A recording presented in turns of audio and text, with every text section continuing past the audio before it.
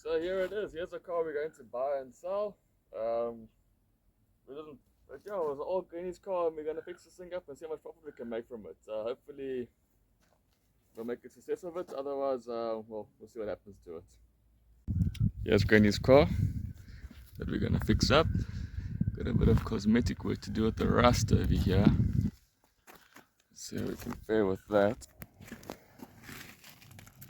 Look at this floor, covered in dog hair. There's more dog hair than carpet that's left inside here. It's just sand.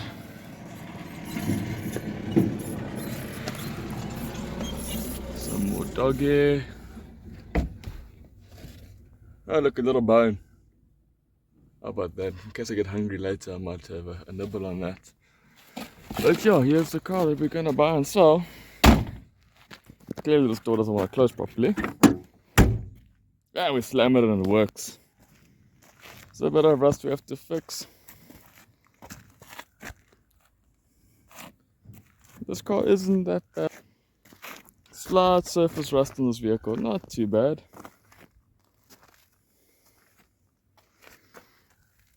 That's a bit worse surface rust, I must say. I might have to cut and put a plate inside there. But yeah, let's have a look inside the bonnet. Here is the car's power plant inside here. It's a 1.3 litre carbureted, covered in oil.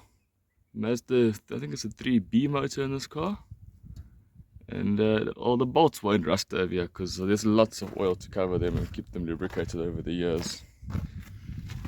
Have a look around here. Bit of surface rust as well. Got a new radiator with looks like probably no antifreeze inside here. Yeah, that's some nice water in there. It's got a brand new petrol filter. It's like an air conditioning pump at the bottom over there. Let's see if we can see that. Yeah, there's an aircon there. So yeah, let's see what we can do with this thing. Yeah, that sounds nice. Okay.